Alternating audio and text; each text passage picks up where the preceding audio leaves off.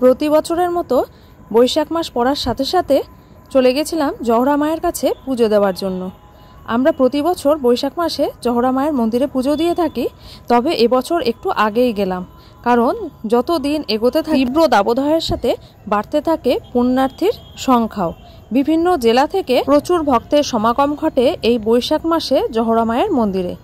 শনি মঙ্গলবারে বিরাট বড় মেলাও বসে, তবে আমরা শনি মঙ্গলবারে কিন্তু যাইনি, কারণ শনি মঙ্গলবার গেলে হাতে 5 ঘন্টা সময় নিয়ে কিন্তু যেতে হবে।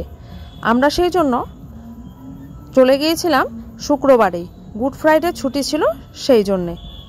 আর নিয়ে গেছিলাম সাথে বয়স্ক বাবাকে, তার যাতে কষ্ট না হয় সেই জন্যই আমরা আরও আগে গেলাম। আর এর আগের বছর একটা ঘটনা ঘটেছিল, যার জন্য আরও আগে বাবাকে নিয়ে যাওয়া। এর আগের বছর যখন আমাদের পুজো দেওয়া সবেমাত্র শেষ হয়েছে, তখন আমার বাবা প্রচণ্ড গরমে হাঁসফাঁস করতে করতে প্রায় অজ্ঞানের মতো হয়ে গেছিলেন।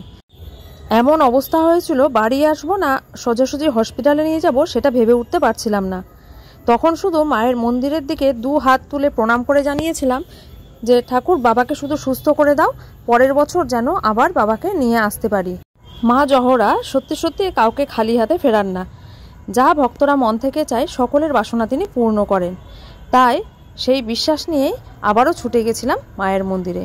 এবছর নতুন সংযোজন হয়েছে, মন্দিরের ভেতরে এসি আর বাইরে ভোগের দোকানঘর। মন্দিরে ঠাকুরমশাই এসে পৌঁছেছিলেন বেলা 10টার সময়, তবে সকাল থেকে কিন্তু লাইন পড়ে গেছিল। আর আমরা মন্দিরে ঢুকেছিলাম 10:45 নাগাদ। মাত্র 15 মিনিট অপেক্ষা করতে হয়েছিল, তারপরেই পরিষ্কার পরিচ্ছন্ন করে পুজো দিতে আমাদের কিন্তু বেশ 1 ঘন্টা মতো সময় লেগেছে। যেহেতু প্রথম পুজোটা দর্শন করার পুরোপুরি সুযোগ আমরা পেয়েছিলাম, সেই জন্য পুজো দিয়ে দারুণ মানসিক প্রশান্তি কিন্তু সবাই লাভ করেছি। সারা বছর শুধু শনি আর মঙ্গলবার পুজো হলেও বৈশাখ মাসে প্রতিদিনই পুজো কিন্তু হয়ে থাকে। তো বাড়িতে আসার পরে বাবা কিন্তু সুস্থ হয়ে গেছিলো। প্রচণ্ড গরমে এতটাই অসুস্থ হয়ে গেছিলো, তখন কিন্তু পুরো শরীর একদম ছেড়ে দিয়েছিল। আমরা সবাই মিলে বাবাকে গাড়িতে তুলে চোখে মুখে ঠান্ডা জল ছেটাচ্ছিলাম আর এই গাড়ির এসিটা ফুল স্পিডে চালিয়ে দিয়েছিলাম। তারপরে আস্তে আস্তে বাবার মনে হলো জ্ঞানটা একটুও ফিরলো। আমি শুধু ঠাকুরের নাম নিয়ে বাড়িতে নিয়ে এসেছিলাম। জানি না আনাটা ঠিক হয়েছিল না হসপিটালে নিয়ে গেলে ভালো হতো, তবে শুধুমাত্র ঠাকুরের কাছে চেয়েছিলাম বাবা যেন একদম ভালো মতো সুস্থ হয়ে যায়, না হলে কিন্তু আমি নিজেকে ক্ষমা করতে পারবো না। আর যেহেতু মনে মনে একটা মানত করেছিলাম পরের বছর বাবাকে অবশ্যই নিয়ে আসবো, সেই জন্য আর দেরি করলাম না। একে তো ছিল গুড ফ্রাইডে শুক্রবার, আর বছরের একদম শুরু, সেই জন্য বাবাকে নিয়ে চলে এলাম। তবে এই জায়গা আগের থেকে কিন্তু অনেকটা পরিবর্তন লক্ষ্য করেছি।